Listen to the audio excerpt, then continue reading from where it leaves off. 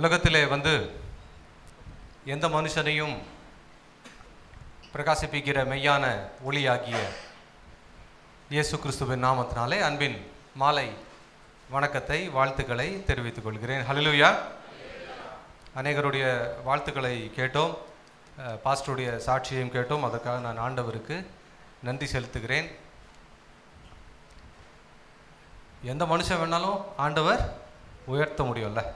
எப்படி இருந்தாலும், எங்கே இருந்தாலும், எந்த மூலையில் இருந்தாலும் கர்த்தர் ஒருவனை தெரிந்து கொண்டு அவருடைய ஊழியத்தை செய்ய வேண்டும் என்று அழைத்தால் அதை யாரும் தடுக்க முடியாது. நல்ல ஒரு சாட்சியை கேட்டோம், அதுக்காக ஆண்டவருக்கு நன்றி. இருக்கிற கொஞ்ச நேரத்தில் நம்ம ஒரு சில பாடல்கள் பாடலாமா? சும்மா ரெண்டு பாட்டு இல்லைன்னா 3 பாட்டு ஓகேவா பாடிட்டு அதுக்கப்புறம் நம்ம வசனத்துக்குள்ளாக போக போகிறோம். சின்ன பிள்ளைங்கள்லாம் வந்திருக்கிறீங்க, ரொம்ப சந்தோஷமாக இருக்குது. அதுவும் ஃபஸ்ட் ரோலேயே உட்காந்துருக்கிறீங்க. Very good. எனக்கு கேள்வி கேட்பதற்கு வசதியாக இருக்கும். சரி, காலையில் சொன்னதை போலவே தயவுசெய்து அங்கே இங்கே நடந்து கொண்டு இருக்க வேண்டாம். ஒரு இடத்தில் கொஞ்சம் தயவு செஞ்சு ஒழுங்காக உட்காந்துக்கோங்க ப்ளீஸ். ரொம்ப வயசானவங்க நீங்கள் உட்கார்ந்து கொள்ள, மற்றவர்கள் எழும்பி நின்று ஒரு சில பாடல்களை நாம் பாட போகிறோம். ஓகே, சி மைனரில் போகலாம். வெஸ்டர்ன்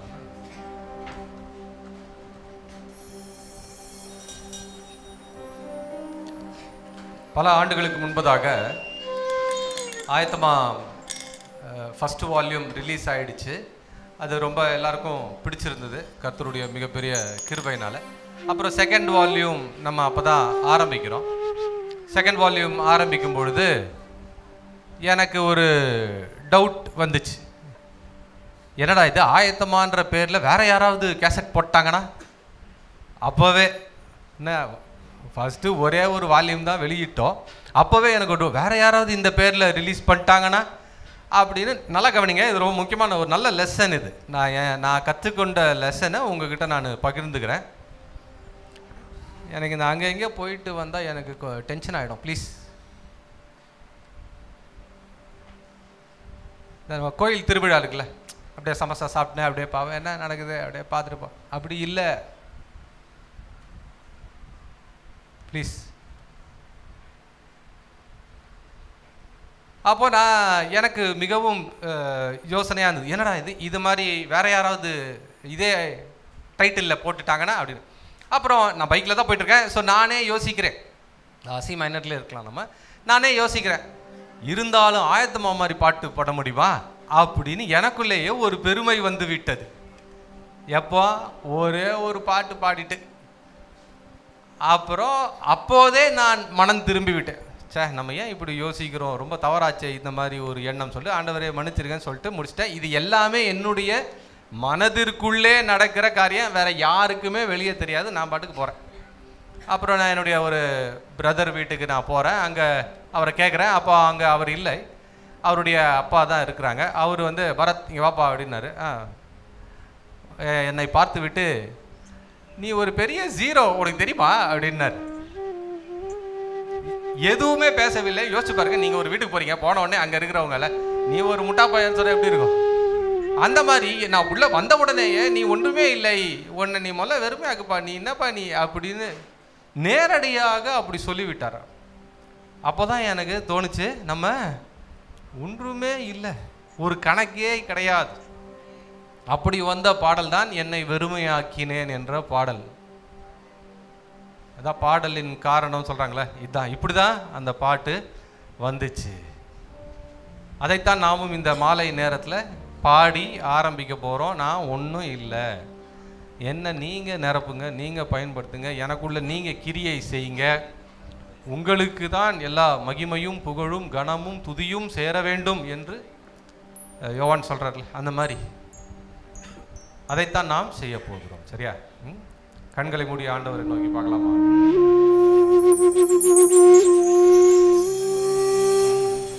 என்னை வெறுமையாக்கினே, உம்மை மகிமைப்படுத்தினே. என்னை வெறுமையாக்கினே, உம்மை உம்மை மகிமைப்படுத்தினே. நான் யார் ஒரு மனிதன் தானே. நான் யார் வெறும் களிமண் தானே. நான் யார் ஒரு மனிதன் தானே. நான் யார் வெறும் களிமண் தானே. நான் யார் வெறும் களிமண் தானே. நான் யார் வெறும் களிமண் தானே. என்னை வெறுமையாக்கினே. உம்மை மகிமைப்படுத்தினே. என்னை வெறுமையாக்கினே. உம்மை மகிமைப்படுத்தினே.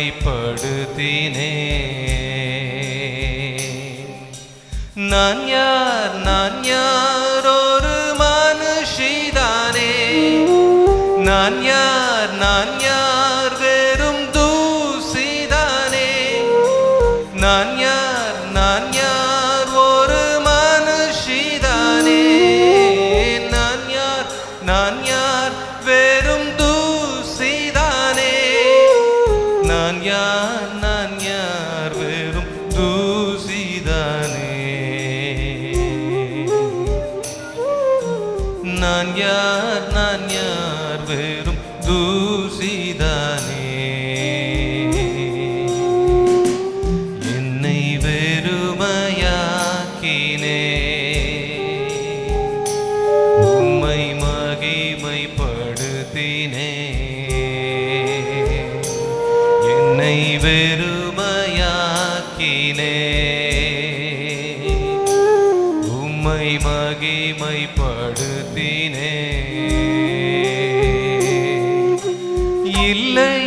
இல்லை நான் ஒன்றுமில்லை. உந்தன் கையில் நான் சிறு பிள்ளை. இல்லை நான் ஒன்றுமில்லை. உந்தன் கையில் நான் சிறு பிள்ளை. உந்தன் கையில் நான் சிறு பிள்ளை. உந்தன் கையில் நான் சிறு பிள்ளை. என்னை வெறுமையாக்கினே. உம்மை மகிமைப்படுத்தினே. என்னை வெறுமையாக்கினே. உம்மை மகிமைப்படுத்தினே.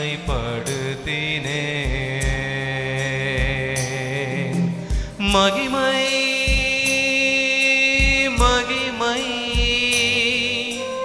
உமக்கே.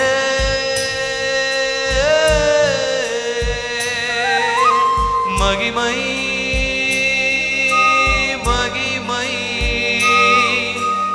உமக்கே.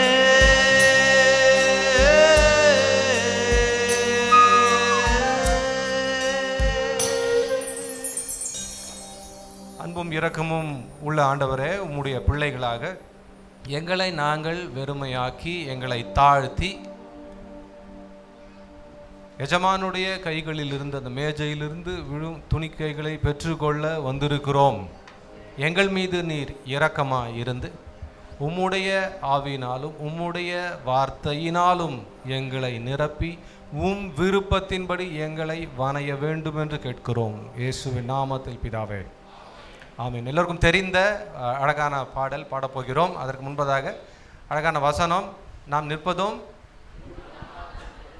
D minor please 6-8. நிற்பதும் நிர்மலமாக திருப்பதும் அவருடைய கிருபை என்று வாசிக்கிறோம். நேற்று இருந்தவர்கள் அநேகர் இன்றைக்கு இல்லை. நாம் இன்றைக்கு இங்கே இருக்கிறோம் என்றால் அது அவருடைய மிகப்பெரிய இரக்கம், கிருபை. ஸோ நம்ம வாழ்க்கை எப்படி ஓடுது? கிருபையில் தான் ஓடுது. அதை தான் நம்ம பாட போகிறோம். எல்லாருக்கும் தெரிஞ்ச பாட்டு தான். ஏதோ கிருபையில வாழ்க்கை ஓடுது, உங்க இரக்கத்தையே உள்ளம் நாடுது. ஏதோ கிருபையில வாழ்க்கை ஓடுது, உங்க இரக்கத்தையே உள்ளம் நாடுது.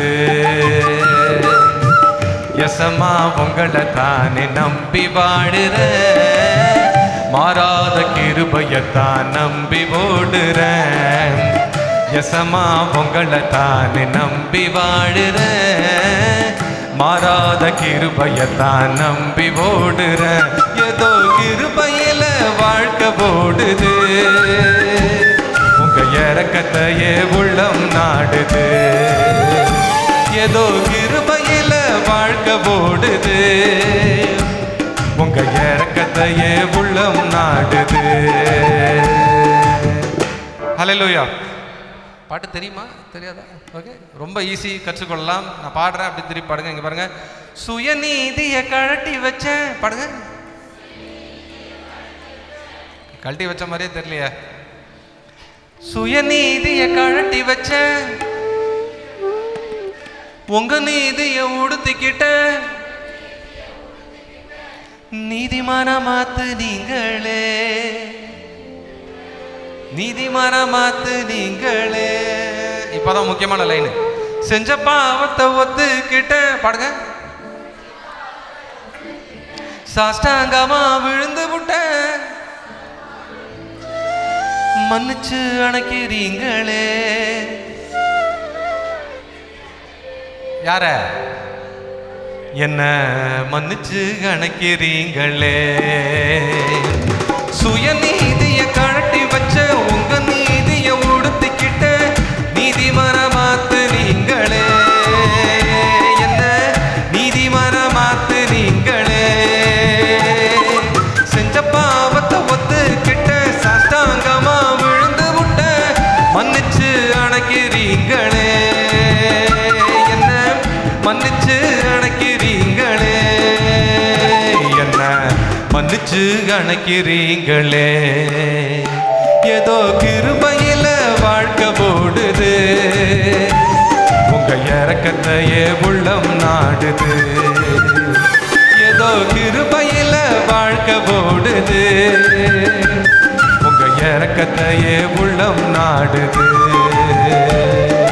பசிக்கும் போது உணவு தந்து, ஜெபிக்கும் போது இறங்கி வந்து ஆசீர்வதிக்கிறீங்களே. என்ன ஆசீர்வதிக்கிறீங்களே. அதிசயமா நடத்துறீங்க, ஆலோசனைய கொடுக்கிறீங்க, பிள்ளையா எத்துக்கிட்டீங்களே. என்ன பிள்ளையா, என்ன பிள்ளையா எத்துக்கிட்டீங்களே. ஏதோ கிருபையில வாழ்க்கை ஓடுது, உங்க இரக்கத்தையே உள்ளம் நாடுது. ஏதோ கிருபையில வாழ்க்கை ஓடுது, உங்க இரக்கத்தையே உள்ளம் நாடுது. உள்ளத்தில் வசனம் விதைக்கிறீங்க, உள்ளங்கையில் என்ன வரையறீங்க, தகப்ப நீங்க தானையா. தகப்ப நீங்க தானையா.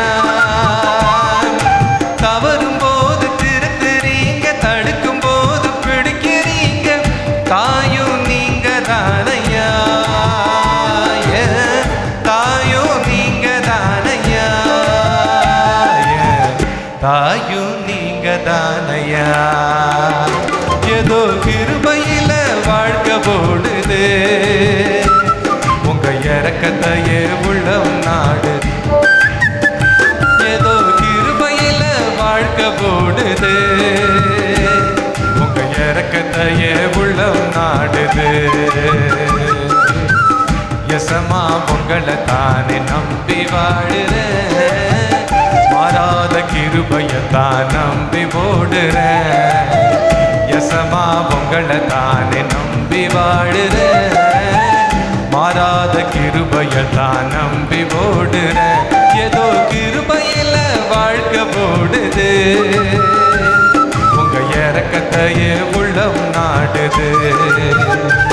ஏதோ கிருபையில வாழ்க்கை ஓடுது, உங்க இறக்கத்தையே உள்ளம் நாடுது. ஹல்லேலூயா. கொலோசையர் முதல் அதிகாரம் 16வது வசனம் யாராவது ஒருத்தர் வாசிங்க. கொலோசியன்ஸ் 1:16. இங்கிலீஷ் தமிழ் எதில் வேணால் வாசிக்கலாம். எஃப் மைனர்ல போயிடலாம். Very good. ஏனென்றால் அவருக்குள் சகலமும் சிருஷ்டிக்கப்பட்டது,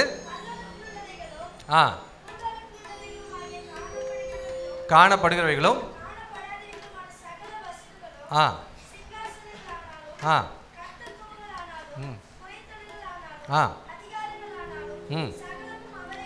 சகலமும் அவரை கொண்டும் அவருக்கென்றும் சிருஷ்டிக்கப்பட்டது. எக்ஸலன்ட், சூப்பராக வாசிச்சப்பா.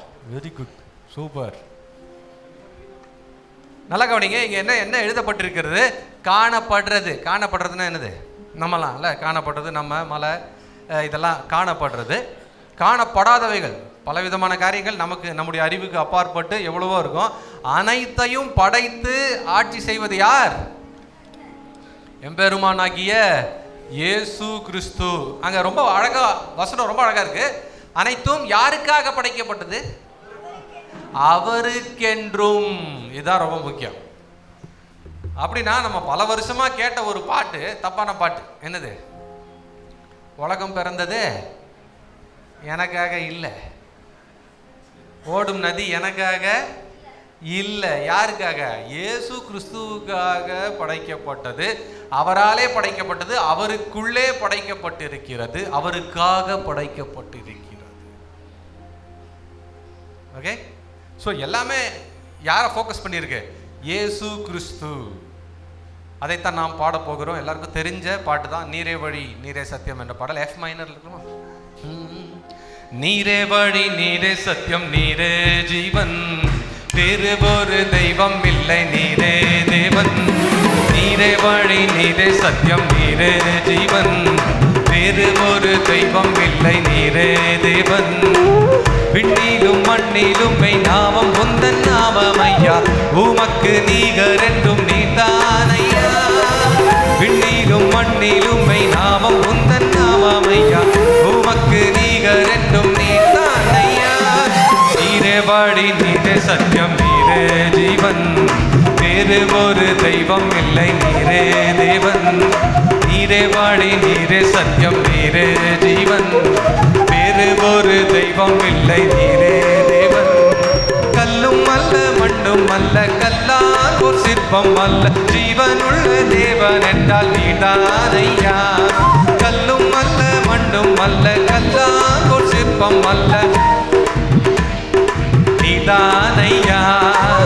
ரூபங்கள் உமக்கில்லை, சொரூபமும் உமக்கில்லை, ஆவியாயிருக்கிறீர் ஆண்டவரே.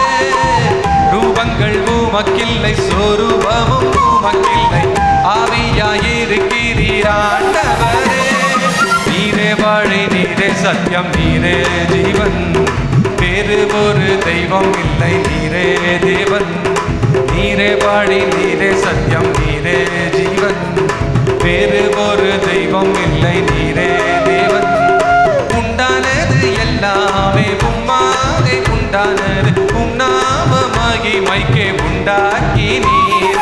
உண்டானது எல்லாமே உம்மாலே உண்டானது, உன்னாம மகிமைக்கே உண்டாக்கி நீர்.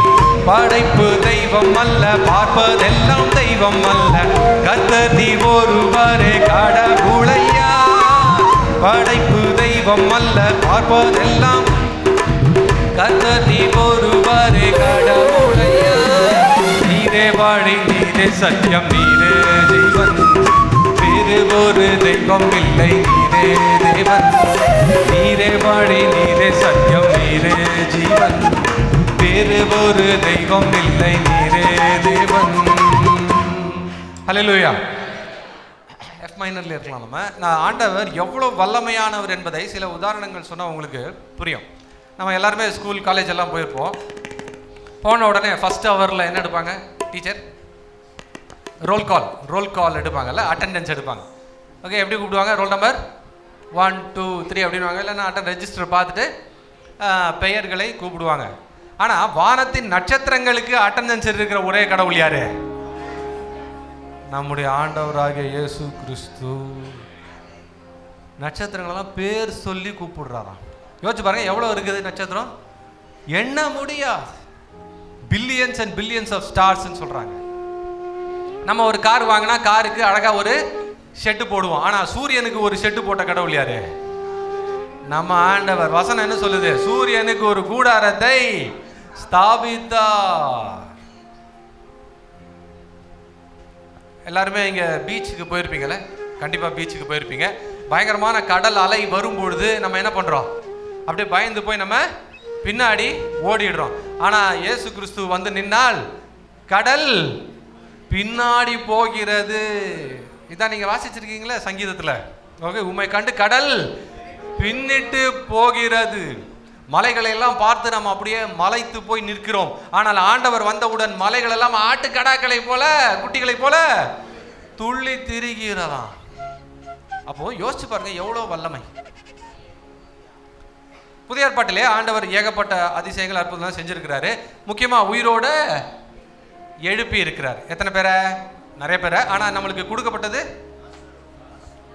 லாசரு, அப்புறம் யவீரனுடைய மகள், அப்புறம் நாயினூர் விதவையினுடைய மகன். ஓகேவா? இப்போ இந்த லாசரு யவீரு மகள் இருக்காங்களே, இவங்க 2 பேத்துக்கும் நாயினூர் விதவையினுடைய மகன் உயிர்த்தெழுதலுக்கும் ஒரு சூப்பரான வித்தியாசம் இருக்கு. யாராவது கவனிச்சிருக்கிறீங்களா? நல்லா கவனிங்க. லாசரு மரிச்சிட்டாரு. உடனே இவங்கலாம் லெட்டர் போடுறாங்க, பாஸ் கொஞ்சம் தயவு செஞ்சு வந்து காப்பாத்துங்க ப்ளீஸ் கேட்குறாங்க. அடுத்து யவீரு மகள் மரிச்சு போறாங்க. யவீரு வந்து சொல்றார், ப்ளீஸ் சார் ஏதாவது தயவு செஞ்சு ஏதாவது பண்ண முடியுமா பாருங்க. கேட்டவுடன் அங்கே சென்று உயிரோட எழுப்புறாரு. ஆனால் நாயினூர் விதவையினுடைய மகன் மரிக்கும் பொழுது அந்த நாயினூர் விதவை எதுவும் சொல்லவில்லை. அவங்க பாட்டுக்கு அமைதியா இருக்கிறாங்க. ஒரே ஒரு பையன்தான் இறந்துட்டாரு. எல்லாரும் கூட்டிட்டு வர்றாங்க. ஆனால் அங்க ஆண்டவர் இயேசு கிறிஸ்து எதிர்க்க வருகிறார். நல்லா கவனிங்க. இயேசு கிறிஸ்து இருக்கிற இடத்துல மரணம் இல்லைங்க. நீங்க கேட்டாலும் கேட்கலனாலும் அவர் வந்து நின்று எலும்பு அவ்வளவுதான். ஏன்னா அவர் இருக்கும்போது யாரும் மரிக்க முடியாது. அவ்வளவு வல்லமையான தேவன் இந்த உலகத்தில் வாழ்ந்த பொழுது பயங்கரமான அற்புதம் செஞ்சார். கேட்கவே இல்லை யாரும், ப்ளீஸ் சார் நாயினூர் விதவையினுடைய மகன். அதனாலதான் சிலுவையில் மரிக்கும் போது கூட இவர் முதல்ல மரிச்சாரு, அப்புறமா தான் 2 பேர் மரிச்சான். இல்லைன்னா இவர் உயிரோட இருக்கும்போது மரிச்சானா திரும்பி பார்த்தா எழுந்துருவானுங்க. அப்புறம் ரோமன் சொல்ல குத்தினே இருப்பான், என்னடா சாவே மாட்டேங்கிறாங்க. புரியுதா? Can you connect the dots? எவ்வளவு பியூட்டிஃபுல்லா இருக்கு பாருங்க. அவர் உயிரோட இருக்கும்போது மரிக்க முடியாது. ஏன்னா ஃபுல்லி அவ்வளோ ஜீவன் அவருக்கு. பாடலாமா? எல்லாம் வல்ல தெய்வம் நீரே, எல்லை இல்லாதவரே, உம்மாலே ஆகாதது ஒன்றும் இல்லையே. எல்லாம் வல்ல தெய்வம் நீரே, எல்லை இல்லாதவரே, உம்மாலே ஆகாதது ஒன்றும் இல்லையே. வானமும் சிங்காசனம் பூமி முந்தன் பாதப்படி, நடப்பதெல்லாமும் விருப்பப்படி. வானமும் சிங்காசனம் நடப்பதெல்லாமும் விருப்பப்படி. நீரே வழி, நீரே சத்தியம், நீரே ஜீவன், வேறு ஒரு தெய்வம் இல்லை, நீரே தேவன். நீரே வழி, நீரே சத்தியம், நீரே ஜீவன், வேறு ஒரு தெய்வம் இல்லை, நீரே தேவன். விண்ணிலும் மண்ணிலும் மெய் நாமம் உந்தன் நாமமையா, உமக்கு நீகர் என்றும் நீதானையா. விண்ணிலும் மண்ணிலும் மெய் நாமம் உந்தன் நாமமையா, உமக்கு நீகர் என்றும் நீதானையா. நீரே வாழி, நீரே சத்தியம், நீரே ஜீவன், வேறு ஒரு தெய்வம் இல்லை, நீரே தேவன். நீரே வாழி, நீரே சத்தியம், வேறு ஒரு தெய்வம் இல்லை, நீரே தேவன். ஹல்லேலூயா. Thank you. God bless you. உட்கார்ந்து கொடுங்க ப்ளீஸ்.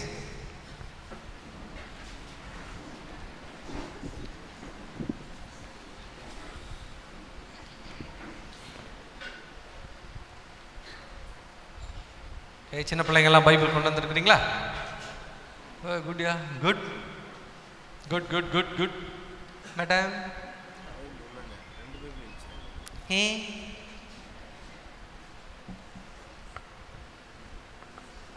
நாளைக்கு வரும்போது கொண்டு வரோம். நான் பின்னாடி 2 குட்டி ஏஞ்சல்ஸ் உட்காந்துருக்காங்க. குட். இந்த பக்கம் இங்கே செலக்கணி கொண்டு வரலையா? நாளைக்கு. குட். இந்த பக்கம் சின்ன பிள்ளைங்க. ஓகே, அங்கே. Good good. பின்னாடி நீங்கள் தான் மேடம் இருக்கா பைபிள்? இங்கே இங்கே இங்கே second. Good good good good. சின்ன பிள்ளைங்க கைகளில் வேதம் பார்ப்பது எனக்கு மிகுந்த மகிழ்ச்சி. சின்ன பிள்ளைங்க இந்த வயசுலேயே நீங்கள் தயவு செஞ்சு வேத புத்தகத்தை கொடுத்து விடுங்கள். அவங்களுக்கு தெரியணும் இந்த வயசில் அவங்க அதை சுமந்தால் அப்புறமா பெரிய பிள்ளைங்க ஆகும்போது அது அவர்களை சுமக்கும் என்பதை பிள்ளைங்களுக்கு நீங்கள் கற்றுக் கொடுங்க. பாய்ஸ் கொண்டு வந்துட்டிங்களாப்பா? பைபிள் கொண்டு வந்துட்டிங்களா?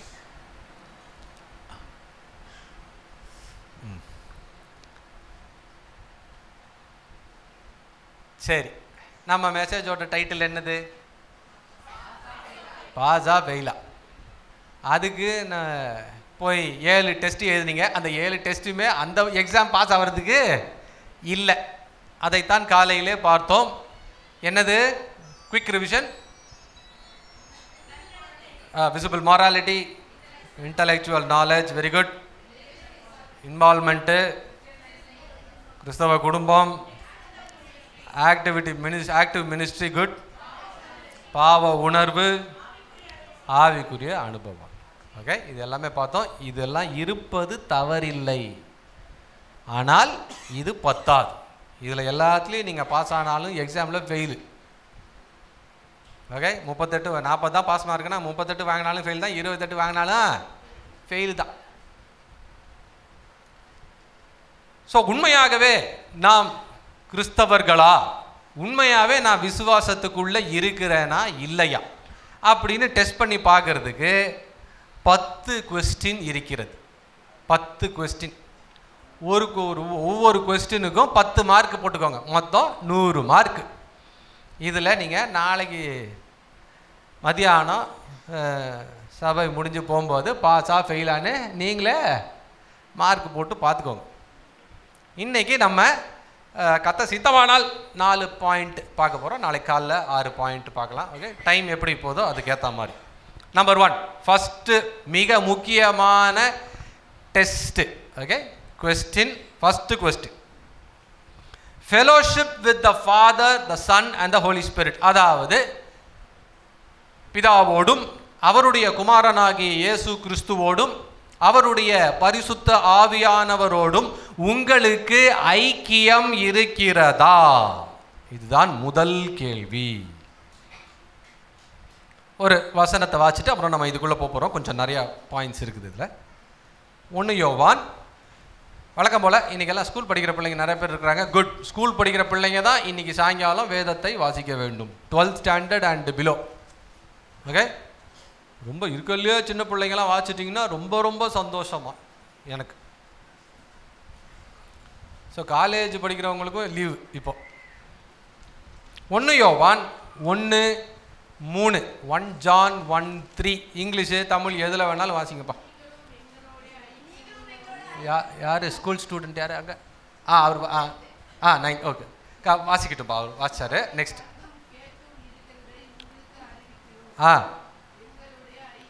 எங்களுடைய ஐக்கியம் பிதாவோடும் இயேசு கிறிஸ்துவோடும் இருக்கிறது. 1 யோவான், அடுத்த வசனம் கண்ணா நீ ட்ரை பண்ணுப்பா. 1 யோவான் 5ஆம் அதிகாரம் 1 வசனம். இங்கே இங்கே சான்ஸ் வரேன். நெக்ஸ்ட் வரேன்.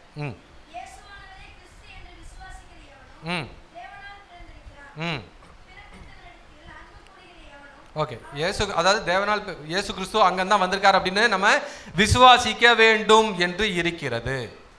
அன்பானவர்களே, உங்களை பார்த்து முதல் கேள்வி இன்றைக்கு, உங்களுக்கும் ஆண்டவருக்கும் உறவு எப்படி இருக்கிறது? முதலாவதாக ரொம்ப ரொம்ப அடிப்படையான பேசிக்லேருந்து நம்ம ரொம்ப பேசிக்லேருந்து ஆரம்பிக்க போகிறோம். நீங்கள் ஆண்டவரை நேசிக்கிறீங்களா இல்லையா, அன்பு செலுத்துறீங்களா இல்லையா? இது வசனமே இருக்குது. ரொம்ப ரொம்ப இம்பார்ட்டன்ட் கமாண்டே இதுதான். என்னது? உன் தேவனாகிய கர்த்தரிடத்தில் முழு இதயத்தோடும், முழு ஆத்மாவோடும், முழு பலத்தோடும், முழு சிந்தையோடும் அன்பு கூறுவாயாக. வசனத்தை வாசிக்கலாம். அங்கே வாசிங்கம்மா, இந்த பக்கம் மார்க்கு 12:30. இதெல்லாம் ரொம்ப பேசிக் தான், இருந்தாலும் நம்ம இதுல இருந்தால் பில்டு பண்ண முடியும். ஓகேவா? மார்க் 12:30.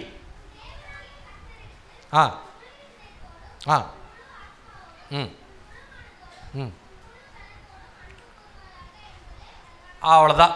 முதல்ல இது நமக்கு இருக்கிறதா? நமக்கும் ஆண்டவருக்கும் உறவு எப்படி இருக்கிறது?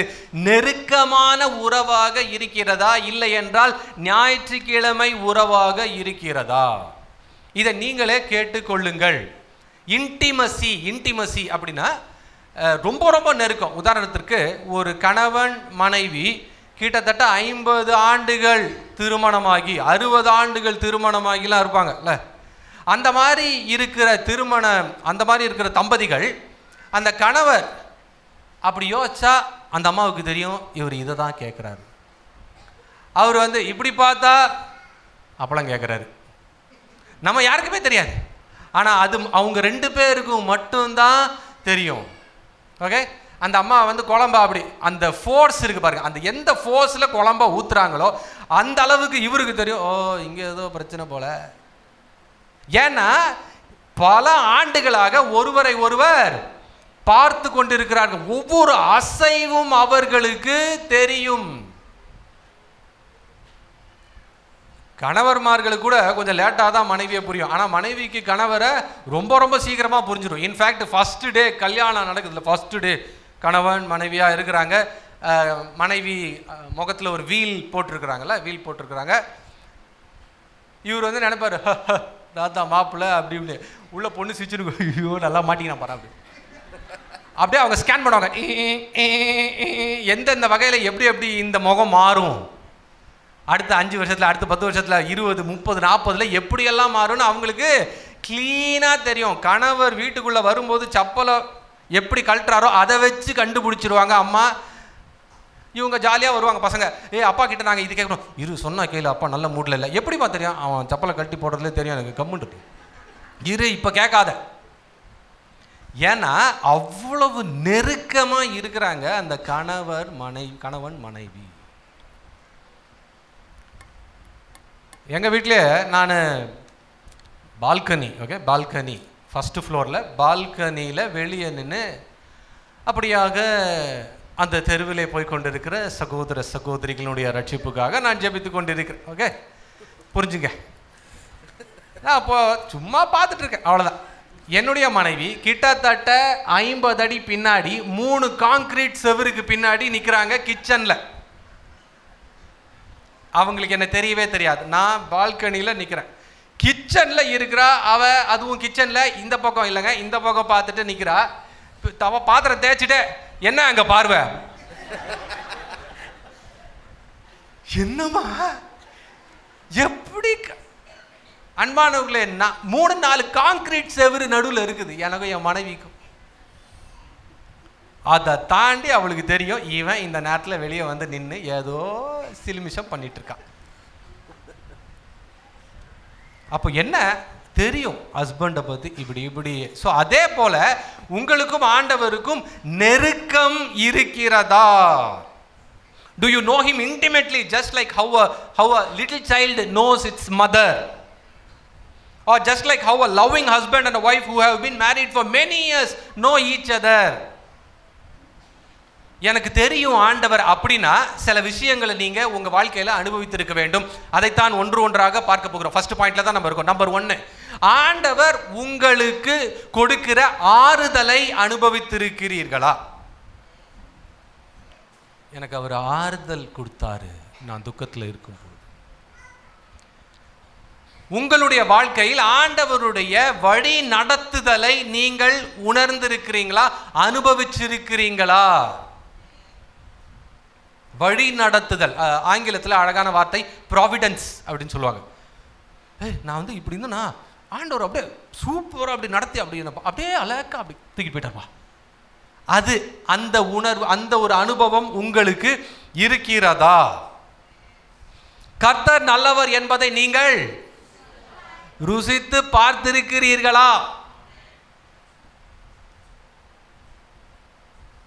கர்த்தர் உங்களுடைய தேவைகளை எல்லாம் தேவைகளை ஓகே கிரீட் இல்லை நீடு, தேவைகளை சந்திக்கிறார் என்பதை நீங்க அனுபவிச்சிருக்கிறீங்களா?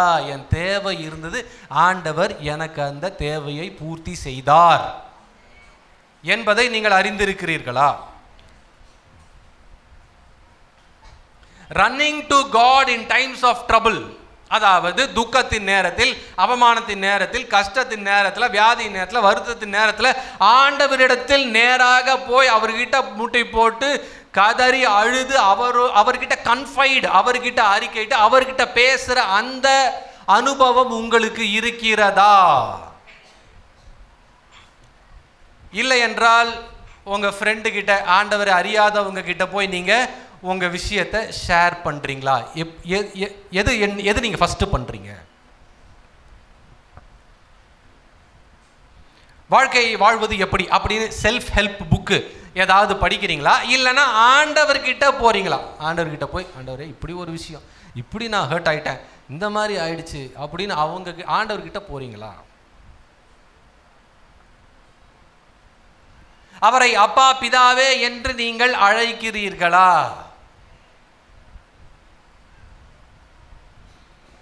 அடுத்து ரொம்ப முக்கியமான விஷயம், have you been disciplined by God? ஆண்டவரால் நீங்கள் சிட்சைக்குள்ளாக்கப்பட்டிருக்கிறீர்களா? நான் தவறு செய்தேன், நான் பாவம் செய்தேன், நான் இப்படி பண்ணேன், ஆண்டவர் என்னை அடிச்சு, என்னை உடைச்சு, என் மேலே காரி துப்பி என்னை ஒண்ணுமே இல்லாமல் பண்ணி என்னை உருக்கி கொண்டு வந்தாருங்க அப்படின்னு நீங்க சொல்ல முடியுமா? எபிரேயர் 12ஆம் அதிகாரம்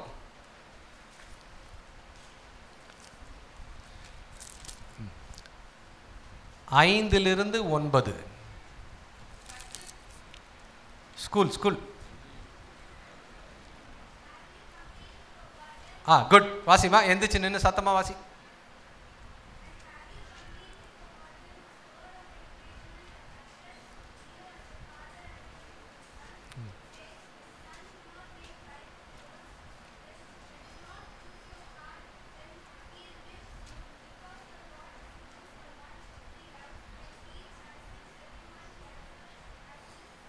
குட். தொடர்ந்து.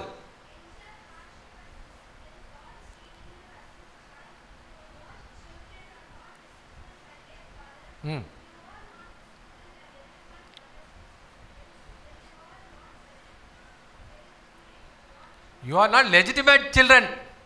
Thank you, thank you, very good. அன்பானவர்களே, அங்க வசனத்தை பாருங்க, தமிழ்ல ரொம்ப அழகா இருக்கு, நான் வாசிக்கிறேன். எபிரேயர் 12ஆம் அதிகாரம் 5வது வசனம் காமிங்க. அன்றியும் என் மகனே, கர்த்தருடைய சிட்சையை அற்பமாக எண்ணாதே, அவரால் கடிந்து கொள்ளப்படும் போது சோர்ந்து போகாதே. கர்த்தர் எவனிடத்தில் அன்பு கூறுகிறாரோ அவனை அவர் சிட்சித்து தாம் சேர்த்து கொள்ளுகிற எந்த மகளையும் தண்டிக்கிறார் என்று பிள்ளைகளுக்கு சொல்லுகிறது போல உங்களுக்கு சொல்லி இருக்கிற புத்திமதியை மறந்தீர்கள். நீங்கள் சிட்சையை சகிக்கிறவர்களாக இருந்தால் தேவன் உங்களை புத்திரராக எண்ணி நடத்துகிறார்.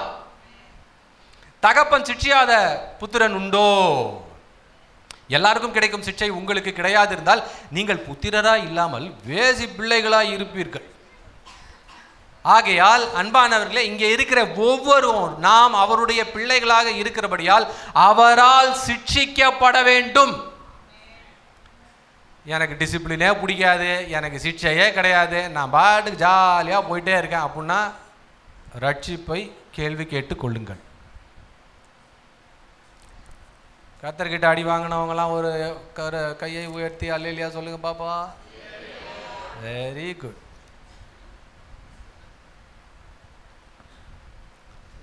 ஆனால் அவர் அடிக்கும்போது வெறுப்பில் அடிக்கலைங்க, அன்புல அடிக்கிறார். ஓகே, கர்த்தருடைய சிட்சையை நீங்கள் அனுபவித்திருக்கிறீர்களா? அடுத்து எல்லாம் ஃபர்ஸ்ட் பாயிண்ட்ல தான் இருக்கிறோம் இன்னும். Okay, communion with him during prayer and Bible reading. உங்களுடைய ஜெப வாழ்க்கையும் உங்களுடைய வேத வாசிப்பும் எப்படி இருக்கிறது? ரொம்ப சந்தோஷமான, மகிழ்ச்சியான, என்ஜாய் பண்ணக்கூடிய ஒரு ஆக்டிவிட்டியா இது இரண்டும் இருக்கிறதா? இல்லை என்றால் ஒரு சடங்காக இதை செய்கிறீர்களா? முதலாவது வேத வசனத்தை வாசிப்பதை நாம் எடுத்துக்கொள்ள போகிறோம். வேத வசனம் வாசிக்கும் பொழுது காலையிலையோ எப்போ உங்களுக்கு எப்போ டைம் கிடைக்குதோ சந்தோஷமாக நீங்கள் வாசிக்கும் போது, ஆண்டவரே என் கூட பேசுங்க, உங்கள் வசனத்துக்காக நன்றி, இது விலையேற பெற்றது, தங்கத்தை விட தேனை விட ரொம்ப சூப்பர்ப்பா, ஜாலியாக நான் வாசிக்க போகிறேன்னு ரொம்ப என்ஜாய் பண்ணி வாசிக்கிறீங்களா? இல்லைனா ரொம்ப டைம் ஆயிடுச்சு, நோ டைம் வேத வாசிக்கிறதுக்கு, இன்னைக்கு கேலண்டரில் வாக்குத்தத்த வாசனம் என்னது அப்படின்னு அங்கே போய் பார்க்கறது, கேலண்டரில் வாக்குத்தத்து யூதாஸ் நாண்டு கொண்டு செத்தான். ஓகே, இந்த கேலண்டரில் முதல்ல வசனம் டைப் படித்தது யாரு? அந்த சகோதரர் மட்டும் என் கையில் கிடைச்சார்னா அப்படியாக அவர் மகிமைக்குள்ளாக பிரவேசிக்கும்படியாக அனைவரும் சேர்ந்து. ஏங்க அது என்ன கான்டெக்ட்ல இருக்கு? யார் யாருக்கு சொல்றாங்க? எதையுமே தெரியாம நீங்க பாட்டுக்கு அங்க போயிட்டு அதை பார்த்துட்டு ஆண்டவர் யா கூட பேசிட்டார். தவறு.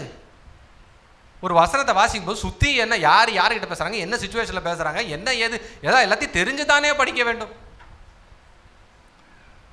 ஸோ தயவு செய்து உங்களுடைய வேத வாசிப்பின் அனுபவம் ரொம்ப சந்தோஷமா, are you enjoying Bible reading? அந்த கேள்வியை நீங்களே கேட்டுக்கொள்ளுங்கள். எப்படி இருக்கிறது உங்களுடைய வேத வாசிப்பு? அடுத்து உங்களுடைய ஜெப வாழ்க்கை எப்படி இருக்கிறது? நான் அடிக்கடி வாலிபர் கூட்டத்திலே சொல்வது, நீங்கள் சந்தோஷமாக ஜெபிக்கணும்னா வாரத்தில் ஒரு நாள், அட்லீஸ்ட் வாரத்தில் ஒரு நாள் இல்லை மாதத்தில் ஒரு நாள் உங்களால் ஃபாஸ்டிங் இருக்க முடியும்னா இருங்க. அப்படி இல்லைன்னா டப்பர் வேரில் சோத்தை கட்டிக்கிட்டு எங்கேயாவது போயிருங்க.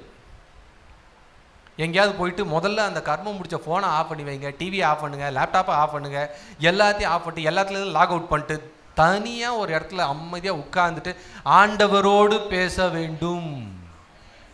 உங்கள் இருதயத்தில் இருக்கிறதை அவர்கிட்ட கொட்டணும். அந்த அனுபவம் உங்களுக்கு இருக்கிறதா? இல்லை என்றால் ஜெபம், அன்புள்ள ஆண்டவரே இந்த நாள் காலையில் இதுக்கு போகிறேன் அதுக்கு போகிறேன். அப்படி எப்படி இருக்கிறது உங்கள் ஜெப வாழ்க்கை? சில பேர் ஆத்மாவை கத்திரை ஸ்தோத்திரை பார்த்துருக்கீங்களா? சொல்கிறத ஆத்மாவே கத்திரை ஸ்தோத்திரம்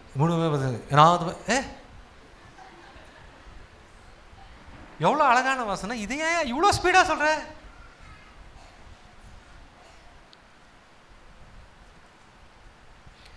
ஜெபமே என் வாழ்வின் செயலாக மாற, ஜெப ஆவியால் என்னை நிறைத்திடுமே. ஜெபமின்றியே ஜெயம் இல்லையே, ஜெப சிந்தை எனில் தாருமே. சோதனை அணுகா விழிப்புடன் ஜெபிக்க, சோதனை அதிலும் சோர்ந்திடா ஜெபிக்க. சோதனை அணுகா விழிப்புடன் ஜெபிக்க, சோதனை அதிலும் சோர்ந்திடா ஜெபிக்க. மாமிசத்தின் பலவீனத்தில் ஆவியின் பலம் தாருமே. மாமிசத்தின் பலவீனத்தில் ஆவியின் பலம் தாருமே. ஸோ ஜெபம் எப்படி இருக்கிறது உங்க வாழ்க்கையில? 2 நிமிஷம் 3 நிமிஷம் 4 நிமிஷம் குளிச்சுட்டு வந்துட்டு துண்டை கட்டிட்டு டக்கு டக்கு டக்குன்னு ஜெபம் பண்ணிட்டு அப்படியே போறீங்களா? இல்லை என்றால் நேரம் எடுத்து பொறுமையா நிதானமா, உங்களை ரொம்ப நேசிக்கிறவங்க கிட்ட நீங்க எப்படி பேசுவீங்க? இல்லைன்னா ஒரு நிச்சயம் ஆயிருக்குன்னு வச்சுக்கோங்களேன், ஒரு பொண்ணுக்கும் ஒரு பையனுக்கும், அவங்க எப்படி பேசுவாங்க?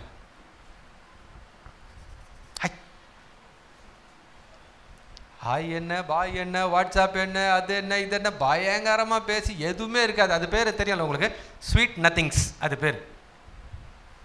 அந்த பொண்ணுக்கு அது ஸ்வீட்டு, அந்த பையனுக்கு நத்திங். ஓகே, அதான் ஸ்வீட் நத்திங். ஜோக்கு புரிஞ்சுதானே தெரில. ஓகே, பயங்கரமாக பேசி கொண்டிருப்பார்கள். அவங்க பிரிஞ்சு போகிறதுக்கே மனசு இருக்காது. கல்யாணத்துக்கு அப்புறம் பேச மாட்டாங்க, அது வேறு விஷயம் என்ன.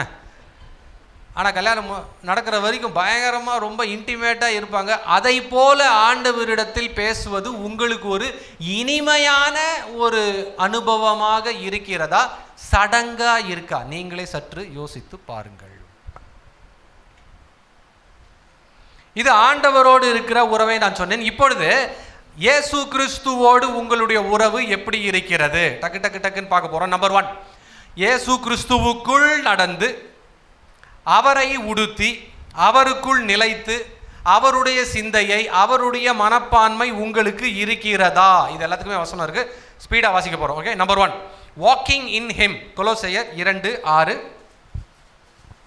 கொலோசையர் 2:6. கொலோசையர் இல்லை, கொலோசையர்.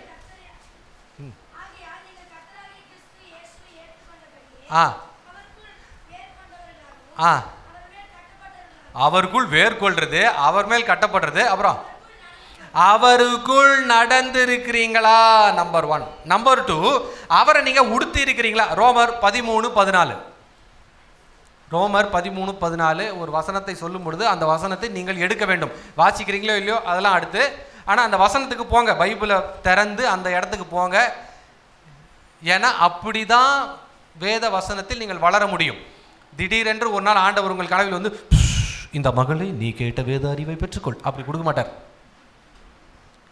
திரும்பி திரும்பி அந்த வசனத்தை திருப்பணும். ஓகேவா? ஸோ ரோமர் 13:14 போங்க. குட். கர்த்தராகிய இயேசு கிறிஸ்துவை எப்படி அவரை உடுத்திக்கணுமா? அடுத்து அவருக்குள் நிலைத்திருக்க வேண்டும். யோவான் 15:4. கமான் பாய்ஸா கேர்ள்ஸா? காம்படிஷன் ரொம்ப ஹெவியாக போயிட்டு இருக்கு. ஜான் 15:4. என்னில் நிலைத்திருங்கள். யார் சொல்றாங்க? இயேசு கிறிஸ்து. அவருக்குள் நிலைத்திருக்கிறீங்களா? அடுத்து அவருடைய சிந்தை உங்களுக்கு இருக்கிறதா? பிலிப்பியர் 2:5. பிலிப்பியன்ஸ் 2:5.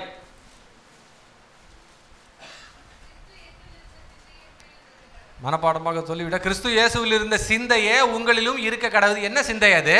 அவர் தேவகுமாரனாக இருந்தும் அதை கொள்ளையாடின பொருளாக எண்ணாமல் தம்மை தாமே வெறுத்து சிலுவையில் மரணம் வரைக்கும் அவர் கீழ்ப்படிஞ்சாருங்க. அந்த தாழ்மை நமக்கு இருக்கிறதா என்பதுதான் நீங்க கேள்வி.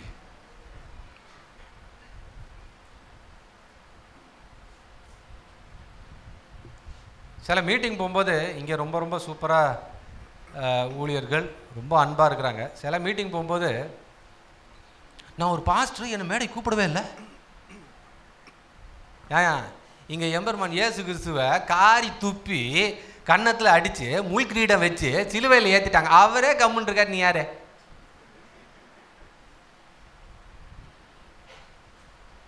என்ன எனக்கு பொண்ணாட போத்தவில்லை? அதனால தான் இங்கே என்ன சொல்லியிருக்கு? கிறிஸ்து இயேசுவில் இருந்த சிந்தையே உங்களிலும் இருக்கணும். அந்த தாழ்மை இருக்குதா? கிறிஸ்துவின் சிந்தை. ஸோ அவருக்குள் நடந்து, அவரை உடுத்தி, அவருக்குள் நிலைத்து, அவருடைய சிந்தை உங்களுக்கு இருக்கிறதா? அது மட்டுமல்ல, கடைசியாக இயேசு கிறிஸ்து சம்பந்தமாக பேசிட்டு இருக்கோம். அவரை நோக்கி ஓடுறீங்களா? இதை நான் வசன ரெஃபரன்ஸே சொல்ல மாட்டேன், கண்டுபிடிச்சி சொல்லுங்க பாப்பா.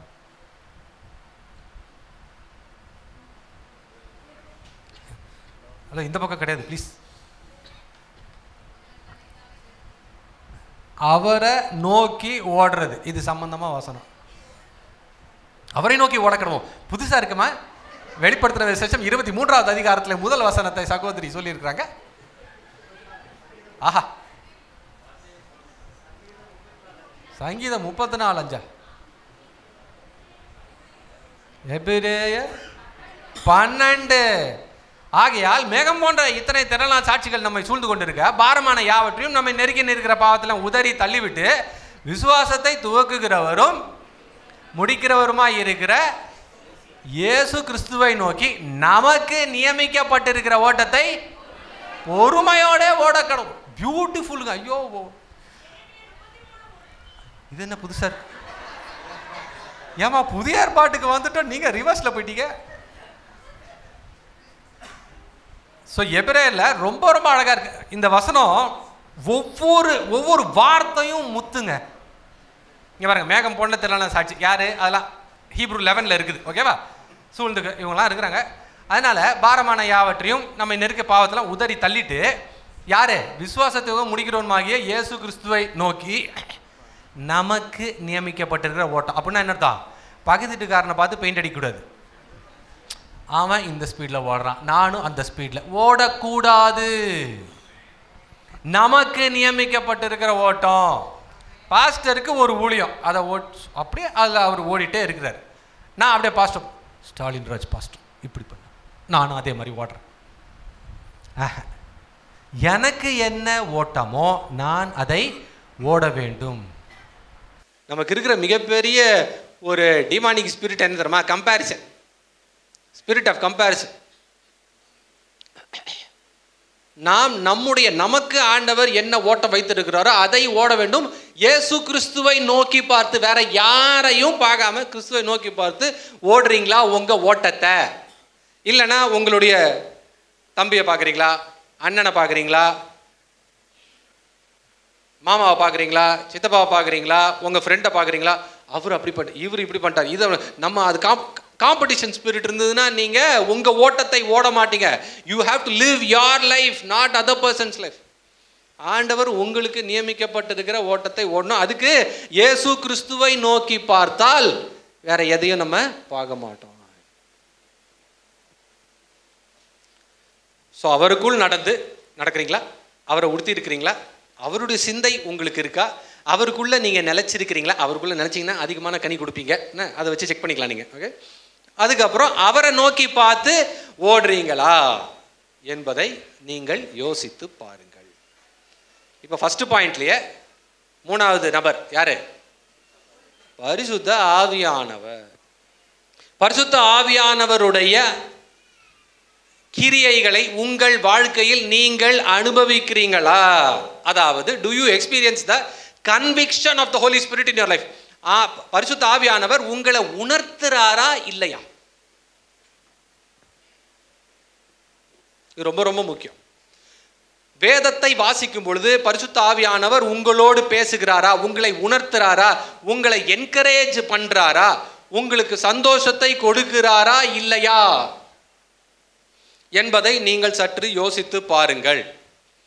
பரிசுத்த ஆவியானவர் என்னை நடத்துறாரா இல்லைனா நான் என் மாம்சத்தின்படி நடக்கிறேனா? எப்படி நாம் தெரிந்து கொள்வது? ஒரு விஷயம் என் மனசுல தோணுது, என்ன அதை பரிசுத்த ஆவியானவர் தான் உணர்த்தி நடத்துறாரா இல்லைனா நானே என் மாம்சத்தில் செய்கிறேனா? எப்படி நான் கண்டுபிடிப்பேன் சொல்லுங்க பாப்போம். What is the test? நம்ம ஆசைப்பட்டதை செய்யக்கூடாது. எக்ஸலண்ட். வசனத்தின்படி இருந்தா அது ஆவியானவர் நடத்துறது, அவ்வளவுதான். ரொம்ப ஈஸி. ஓகே, நம்ம ஒரு நாள் நம்ம ஆவியானவர் அப்படியாக என்னை அந்த வங்கியில சென்று கடன் வாங்கும்படியாக என்னை நடத்தினார் சொல்லவே முடியாது. அது மாம்சத்தில் நம்ம செய்கிறது. பரிசுத்த ஆவியானவர் என்னை அந்த பெண்ணிடத்தில் சென்று ஐ லவ் யூ என்று சொல்லி அவளை என்னுடைய மனைவியாக்கும்படியாக என்னை உணர்த்தி உந்தி தள்ளுகிறார். என்ன அவரா தள்ளுறாரு? நீ அவளை பார்த்துட்டு சரி விடுங்க. ஆவியானவர் உண்மையாவே அந்த பொண்ணை உனக்கு கல்யாணம் பண்ணி கொடுக்கணும்னா, மகனே ஸ்தோத்திரம், நீ அப்படியாக 1000 ஸ்தோத்திர பலிகளை சொல்லிக்கொண்டு அந்த பெண்ணை நோக்கி பார்த்து அப்படிலாம் பண்ண மாட்டார்.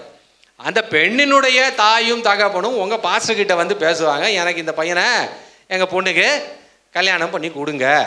இல்லைன்னா பேரண்ட்ஸ் அந்த பேரண்ட்ஸு உங்கள் பேரண்ட்ஸ் கிட்ட வந்து பேசுவாங்க. இவரா போய் அமைச்சுப்பார். அதுக்கப்புறம் எல்லாத்தையும் ஆவியானவர் மேலே.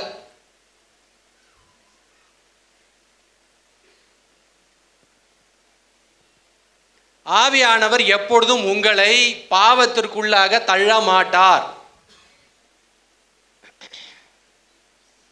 வாங்குற சம்பளம் 40,000 ரூபாய், கடன் வாங்குது ஆவியானவர் எங்களை அப்படியாக 4 கோடியே கடனாக பெற்று. இஎம்ஐ இல்லாத மனுஷன் இருக்கானா? இல்லை. ஒரு அளவுக்கு வாங்கிக்க, ஒரு அளவுக்கு அடுத்த ஒரு 10 வருஷத்தில் டெய்லி 10,000, மாதம் 10,000 ஏதோ ஓகே, கொஞ்சம் பரவாயில்ல.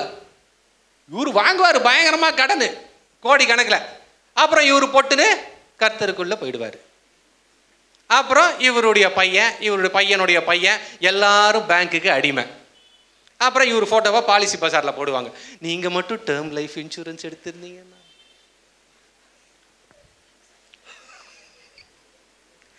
சில பேருக்கு புரியல ஜோக்கு. ஏன் நீ பாட்டுக்கு போய் கடன் வாங்குற? ஏன் கடன் வாங்கின? ஏன்னா இயேசுவை நோக்கி நீ ஓடலை, பக்கத்து வீட்டுக்காரனை பார்த்து நீ ஓடின, அதனால நீ கடன் வாங்கின. புரியுதா எப்படி கனெக்ட் ஆகுதுன்னு? வசனம் என்ன சொல்லுது? நீயோ கடன் வாங்க திருப்ப. தெளிவா இருக்கா இல்லையா? கடன் கொடுப்பா, நீ கடன் கொடுக்கறதும் இல்லை, கடனை வாங்கிட்டே இருக்குது. அன்பானவர்களே, ஆவியானவர் உங்களை நடத்துகிறாரா இல்லையா? என் பிள்ளைகளுக்கு நான் சொல்லி கொடுத்து வளர்த்தது, கஞ்சியோ கூட நிம்மதியாக குடிச்சிட்டு நிம்மதியாக தூங்குமேன். ₹1 கடன் வாங்காத யார்கிட்டையும், நிம்மதியாக தூங்கு. நானும் கடனே வாங்கலை. ஏதோ எதுக்கு நம்ம பிள்ளைங்களை அடிமையாக்கணும்? பேராசை யாரை விட்டுது? 72 இன்ச்சு தான் வேணுமா? ஏன் 24 இன்ச்சில் பார்த்தா தெரியாதோ?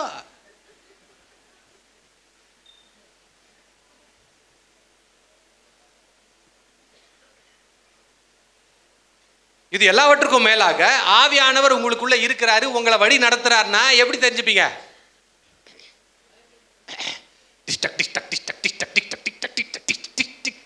ஸ்பீட். பாவான மியூசிஷியன்ஸ் ரொம்ப கஷ்டம். ஏன்னா அவங்க சத்தியத்தில் நிற்கணும்னு நினைச்சா கூட சில பேர் விடமாட்டாங்க. சத்தியத்தில் இருக்கணும், ஒழுங்கா வாசிக்கணும்னு நினைப்பாங்க, இருந்தாலும் ஃபோர்ஸ். அன்பானவர்களே, உடுக்கையில இறங்குற ஆண்டவர் கிடையாதுங்க, உங்க நடக்கையில இறங்குற ஆண்டவர். சாமியா இறங்குது.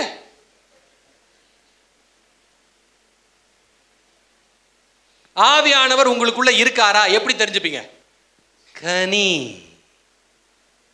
ஆண்டவர் போய் மரத்தை போய் என்ன பார்க்குறாரு? வரம் இருக்கான்னு பார்க்குறாரா, கனி இருக்கான்னு பார்க்குறாரா? கனி. ஓகே, ஃபர்ஸ்ட் ரோ ஆவியின் கனி சொல்லுமா?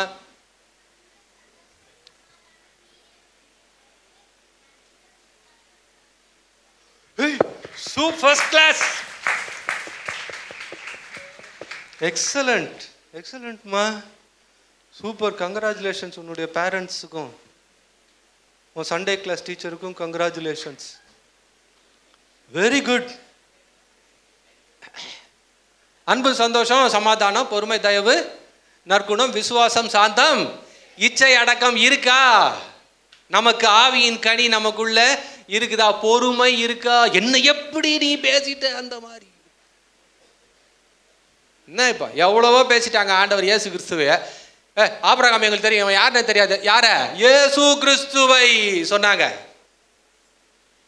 அவர் என்ன நின்று யாரை பார்த்துட்டு வார்த்தை சொன்ன? எதுவுமே பேசல. அவர் பாட்டு நீ பேசிட்டு போ, நான் என் மிஷனுக்காக வந்திருக்கேன், நான் என் மிஷனை முடிச்சுட்டு போறேன். அன்பு இல்லை, சந்தோஷம் இல்லவே இல்லை. ஏன்னா எதுவுமே இல்லை. பார்த்தல இந்த சொட்டையனை கட்டின்னு நான் இங்கே உட்காந்து கோயம்புத்தூர்ல எவ்வளோ கஷ்டப்பட்டுருங்க எனக்கு தான் தெரியும். சொல்றாங்களா இல்லையா? திருப்தியே கிடையாது. என்னத்தை காட்ட? என் அக்கா எவ்வளோ சூப்பராக இருக்க தெரியுமா? எங்கள் அம்மா அப்பா அவளுக்கு சூப்பராக பார்த்துட்டு எனக்கு இவனை கட்டி கொடுத்துட்டாங்க அப்படின்னு சொல்லிட்டு இவனை பிடிச்சி அப்படியே இதை வாங்கிக்கிடு, அதை வாங்கிக்கிடு, இதை வாங்கிக்கிடு, அதை வாங்கிக்கிடு, எதா நக்கிறது. அவன் தொல்லை தாங்க முடியாமல் சரி போ அப்படின்னு சொல்லிட்டு இந்த லோனு அந்த லோனு ஏதாவது ஒரு லோன். எவ்வளோ லோன் இருக்குது? Car loan, bike loan, education loan, personal loan, gold loan, silver loan, அது இது லோனுக்கெல்லாம் லோன் மேலே லோனு, ஏகப்பட்ட லோனை வாங்கி குமிக்கிறது. அப்புறம் ஃபுல்லாக இஎம்ஐ இவன் தான் கட்டணும். பயங்கரமான ப்ரெஷர். இவன் நல்லா பருப்பு சட்டி மாதிரி சோஃபா மேலே உட்காந்து கையல் பார்த்துட்டு இருப்பான். அவனுக்கு தலையில முடி கொட்டுது. பாருங்க நம்ம சகோதரர்கள். போயிருச்சு, எனக்கும் போயிருச்சு.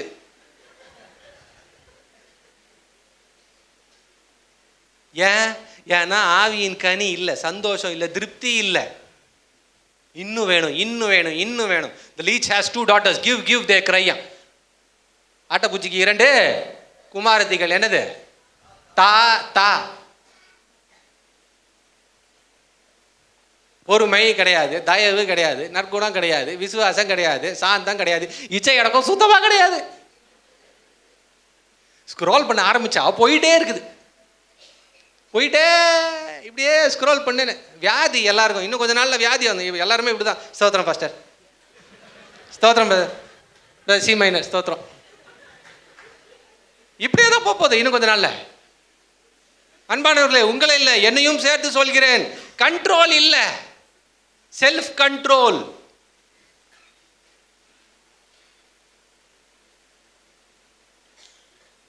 வியாதி தெரியல, இது பேர் டூம் ஸ்க்ரோல். இது பேர், இந்த வியாதி பேர் doom scroll. You keep on scrolling, there's no end to it. இச்சை அடக்கம் இல்லை, செல்ஃப் கண்ட்ரோல்றாங்களே இங்கிலீஷ்ல அழகா, இல்லவே இல்லை. அப்புறம் எப்படி சொல்றீங்க? ஆவியினாலே நிரம்பி நான் அந்த நேரத்திலே 10 நிமிடங்கள் குளிர்ந்ததுன்னா ஸ்வெட்டர் போட்டுக்கோ, அவ்வளவுதான்.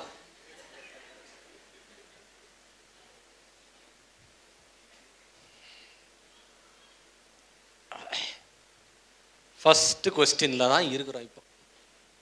நம்பர் 1, பிதாவோடு, அதாவது ஆண்டவரோடு உங்களுக்கு உறவு எப்படி இருக்கு? அவரை நேசிக்கிறீங்களா இல்லையா? ஜபத்தில் எப்படி இருக்கிறீங்க? வேத வாசிப்பு எப்படி இருக்கு?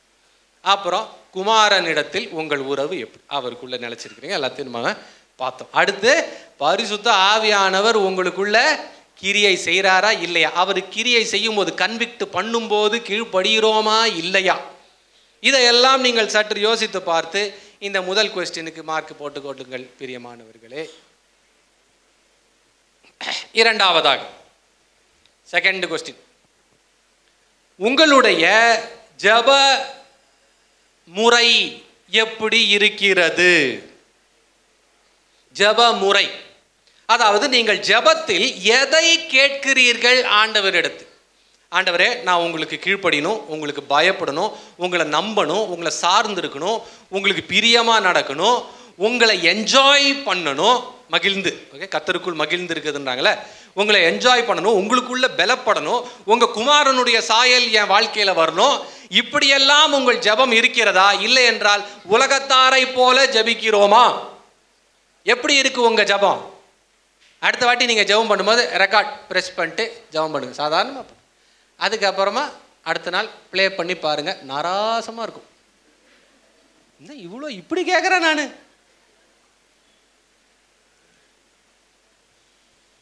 ஜபத்திற்கு பதில் வருதா ஆண்டவர்கிட்ட இருந்து? அது எஸ்ஸா இருக்கலாம், நோவா இருக்கலாம், வெயிட் கூட இருக்கலாம். எப்படி இருக்கிறது உங்களுடைய ஜப முறை? என்ன கேட்குறீங்க, பதில் எப்படி இருக்குது? Okay, number 2. நம்பர் 3, மூன்றாவதாக,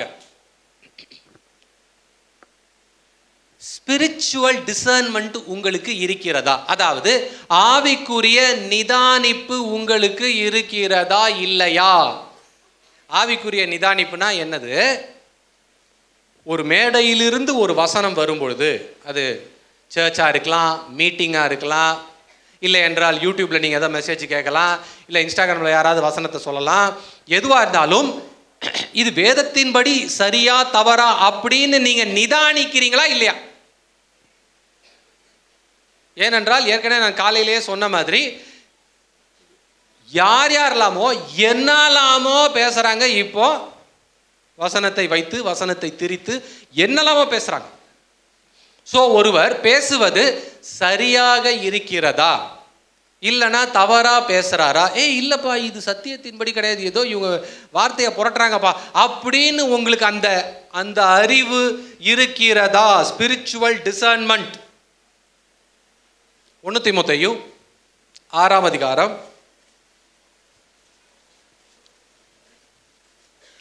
3 - 5 வரை.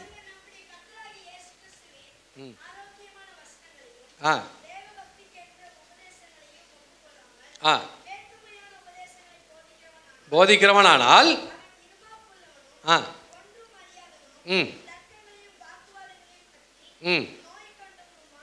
ம் செமையா இருக்குல்ல அந்த வார்த்தை, நோய் கொண்டவனுமாய் இருக்கிறான். பொறாமையும்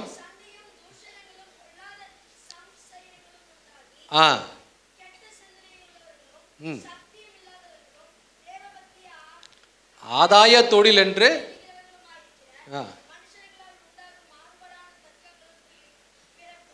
இப்படிப்பட்டவர்களை விட்டு விலகு. அன்பானவர்களே, நிறைய பயங்கரமான நூதனமான டீச்சிங்ஸ்லாம் இருக்குது. நீங்கள் அதெல்லாம் ரொம்ப ரொம்ப ஜாக்கிரதையாக இருக்கணும். நம்பர் 1, சில பேர் நம்ம மறிக்கவே மாட்டோன்றாங்க. யாராவது மறிக்காமல் இருக்க முடியுமா? கொஞ்சம் யோசிச்சு பாருங்க. எல்லோரும் மறிக்க வேண்டும், மறித்தால் தானே பரலோகம் போக முடியும். இவர் எலியா நேராக போயிடுவார். மறிக்க மாட்டோம் என்று சொல்வது இல்லை என்றால் நீங்கள் இந்த இடத்தோட ராஜா என்று சொல்லிக்கொள்வது, நீங்கள் தொடர்ந்து இதை ஆட்சி செய்ய போய், இந்த மாதிரிலாம் ரொம்ப நூதனமான போதனைகள் எல்லாம் பல இடங்களிலே நாம் பார்க்கிறோம். திருச்சபையிலேயே சினிமா பாடல்களை எல்லாம் பாடி இது ஓகே அப்படின்னு சொல்ற திருச்சபைகள் எல்லாம் இருக்கிறது. அவர்களை ஆதரிக்கிற கும்பல் எல்லாம் இருக்கிறது. நீங்க ரொம்ப ரொம்ப கேர்ஃபுல்லா இருக்கணும். சத்தியமாக போதிக்கப்படுகிறதா என்பதில் நீங்கள் ரொம்ப ரொம்ப ஜாக்கிரதையா இருக்கணும். இதுதான் ஸ்பிரிச்சுவல் டிசர்ன்மெண்ட். 4வது, ஓகே, இந்த பாயிண்டோட நம்ம இன்னைக்கு முடிக்கலாம். 4வது, eagerly awaiting Christ's return.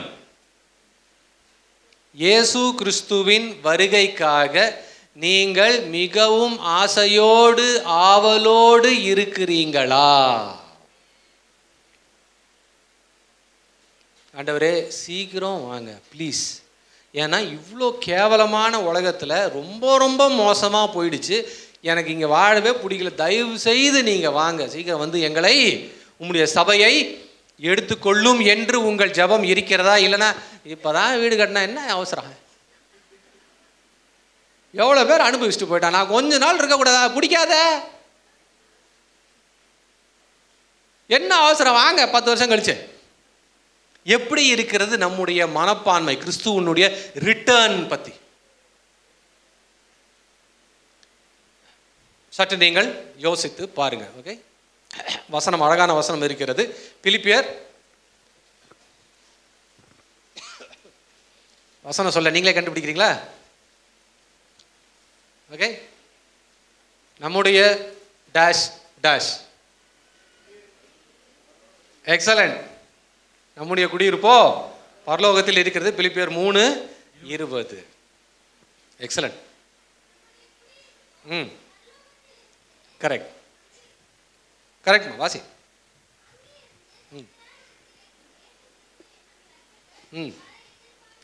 வர எதிர்பார்த்து கொண்டிருக்கிறோம். அந்த எதிர்பார்ப்போட நீங்க இருக்கிறீங்களா இல்லையா?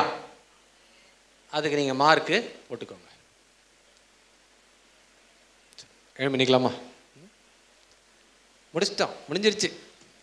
இன்னைக்கு முடிஞ்சிருச்சு. என்ன, நாளைக்கு தொடருவோம். எழும்பி நில்லுங்க. ஒரே ஒரு பாடலை பாடி முடிக்க போகிறோம்.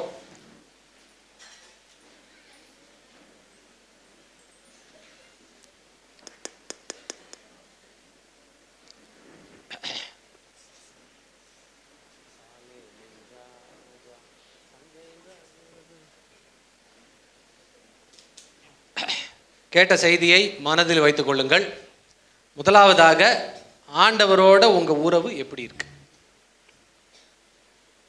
குமாரனோட உங்க உறவு எப்படி இருக்கு? பரிசுத்த ஆவியானவரோட எப்படி இருக்கிறது? ஆவியானவர் உங்களை உண்மையாவே நடத்துறாரா இல்லையா?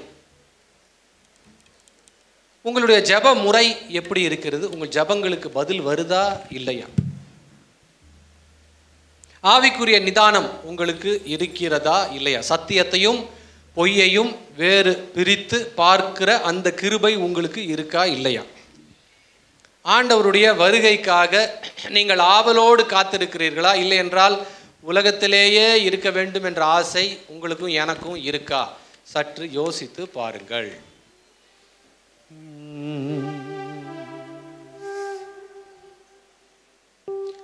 சாலேமின் ராஜா சங்கையின் ராஜா சுவாமி வாருமே, இந்த தாரணி மீதினில் ஆளுகை செய்திட சடுதி வாருமே, இந்த தாரணி மீதினில் ஆளுகை செய்திட சடுதி வாருமே. சாலேமின் ராஜா சங்கையின் ராஜா சுவாமி வாருமே. தொடர்ந்து ஜெப நிலையிலே இருப்போம்.